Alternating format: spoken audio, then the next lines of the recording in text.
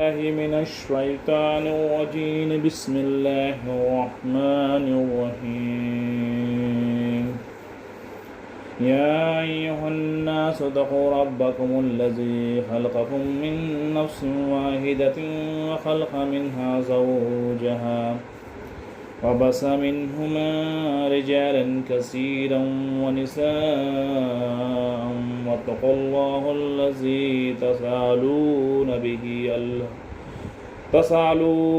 به الأرحام إن الله كان عليكم رقيبا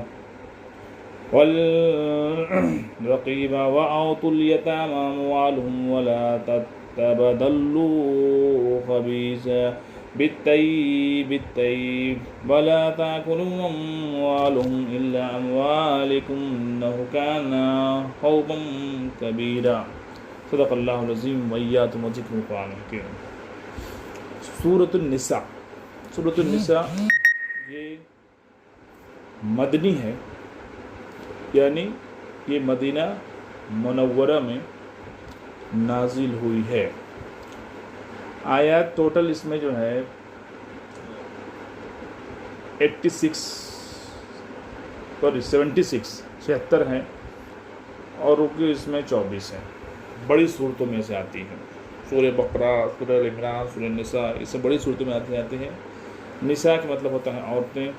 تو اس قرآن یہ جو پڑھی گئی آیات نمبر 1 سے لے کر کے 3 تک،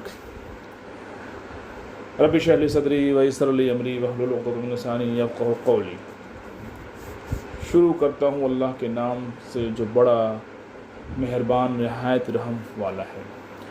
اے لوگو، اپنے پروردگار سے ڈرو جس نے تمہیں ایک جان سے پیدا کیا اور اسی سے اس کی بیوی کو پیدا کر کے ان دونوں سے بہت سے مرد اور عورتیں پھیلا دیں۔ اس اللہ سے ڈرو جس کے نام پر ایک دوسرے سے مانگتے ہو اور رشتہ دار ناطے توڑنے سے بھی بچو۔ بے شک اللہ تعالیٰ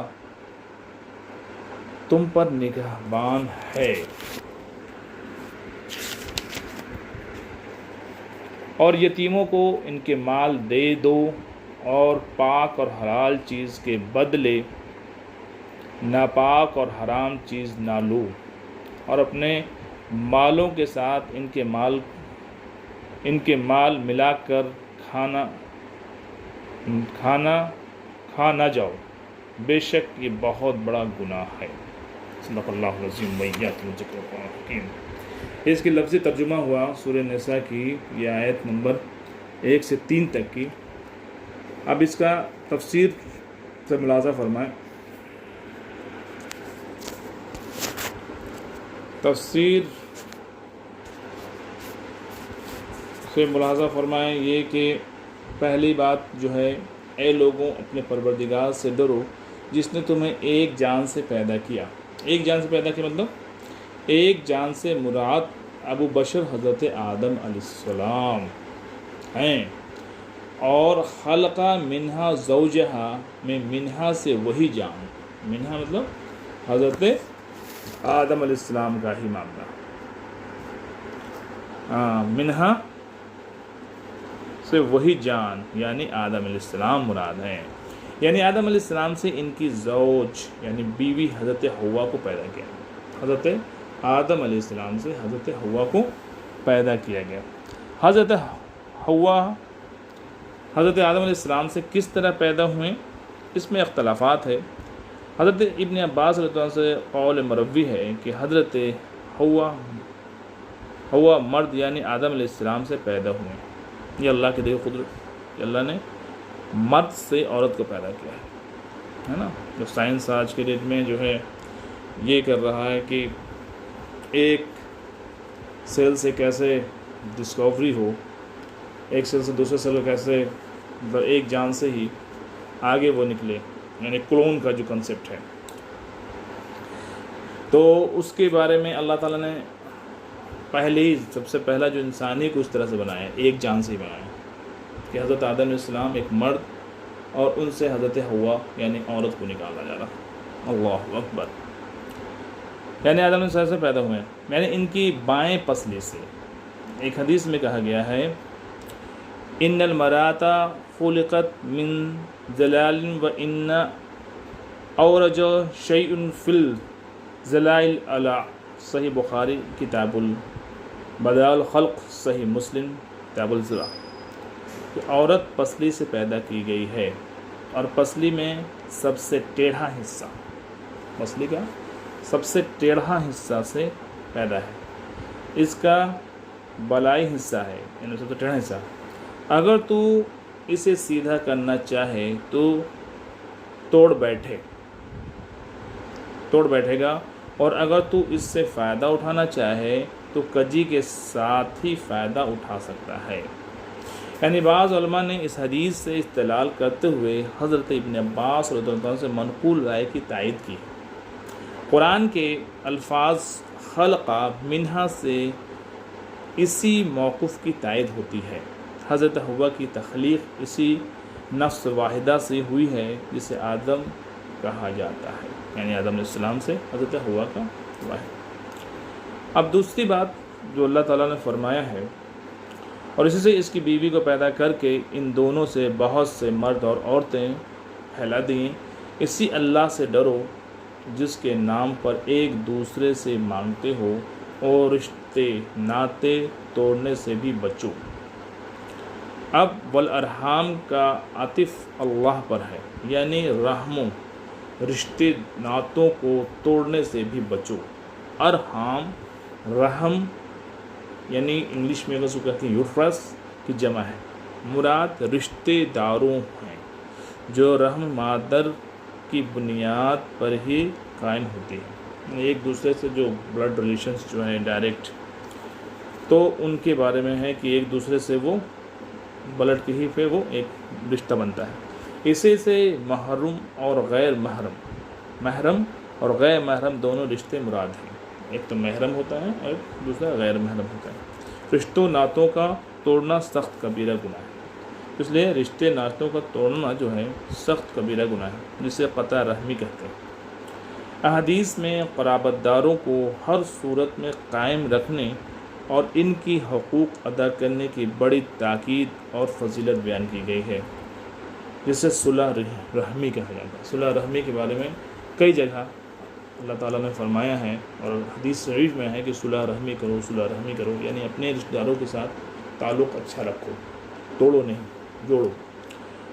یہ جو آیتیں ہیں سورہ نساء کی، یا ایھا الناس اتقوا ربکم الذی خلقکم من نفس واحدۃ وخلق منها زوجها وبث منها رجالا کثیرا ونساء واتقوا اللہ الذی تساءلون به والارحام ان اللہ کان علیکم رقیبا. یہ آیتیں دیگر خطبات خصوصاً نکاح کے خطبہ میں ضرور پڑھا جاتا ہے. تو اس کا ترجمہ ہم لوگوں کو ذہن نشیں رہنا چاہیے کہ اس کا ترجمہ کیا ہے.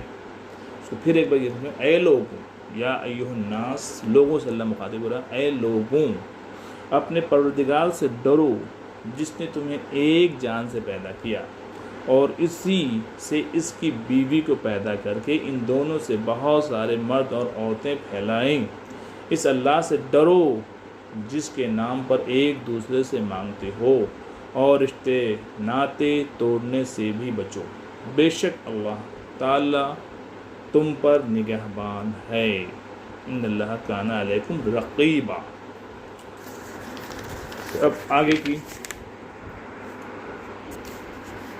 آگے جو ہے، اور یتیموں کو ان کے مال دے دو، اور پاک اور حلال چیز کے بدلے ناپاک اور حرام چیز نہ لو، اور اپنے مالوں کے ساتھ ان کی مال ملا کر کھا نہ جاؤ. مطلب ان کے مال کو ملا کر کے مت کھا جاؤ. یتیموں کے مال کے بارے میں آتا ہے. بے شک یہ بہت بڑا گناہ ہے. یتیم جب بالغ اور باشعور ہو جائیں تو ان کا مال ان کے سپرد کرو.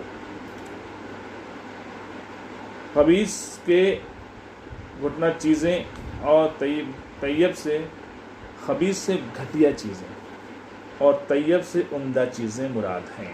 یعنی ایسا نہ کرو کہ ان کے مال سے اچھی چیزیں لے لو اور محض گنتی پوری کرنے کے لیے گھٹیا چیزیں ان کے بدلے میں رکھ دو. ان گھٹیا چیزوں کو خبیث یعنی ناپاک اور عمدہ چیزوں کو طیب پاک سے تعبیر کر کے اس طرح اشارہ کر دیا کہ اس طرح بدلیا کیا مال بدل کر کے مطلب کہ اچھا چیز کو لے کر کے گھٹیا چیز کو دے دیا. بدلا کیا گیا مال جو اگرچہ اصل میں تو طیب پاک اور حلال ہے لیکن تمہاری اس بددیانتی نے اس میں خباثت داخل کر دی اور وہ اب طیب نہیں رہا بلکہ تمہارے حق میں وہ خبیث ناپاک اور حرام ہو گیا. اسی طرح بددیانتی سے ان کا مال اپنے مال میں ملا کر کھانا بھی ممنوع ہے منع ہے. ورنہ اگر مقصد خیر خواہی ہو تو ان کے مال کو اپنے مال میں ملانا جائز ہے. تو اس آیت میں اللہ رب العزت نے کلیئر کر دیا ہے کہ طیب مال کو ناپاک مال خبیث مال سے میں نہ ملاؤ. یعنی یتیموں کا جو مال ہے اس کے ساتھ پوری جسٹس کرو، انصاف کرو اور ان کو جب وہ باشعور ہو جائیں تو ان کو دے دیا کرو. کیونکہ عرب میں اس چیز کا سب سے زیادہ کیا جاتا تھا کہ جو یتیم ہو جاتے تھے ان کے ساتھ بڑی بے انصافی ہوتی تھی.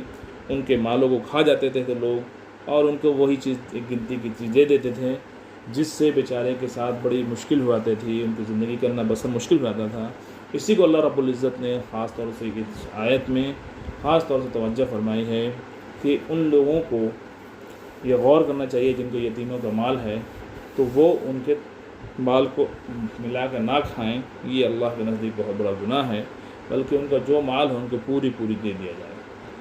اللہ تعالی ہم سب کو سننے زیادہ عمل کرنے کی توفیق عطا فرمائے. صدق اللہ العظیم ویات ذکر القرآن الحکیم. والسلام علیکم ورحمۃ اللہ وبرکاتہ. صلی اللہ علیہ وسلم.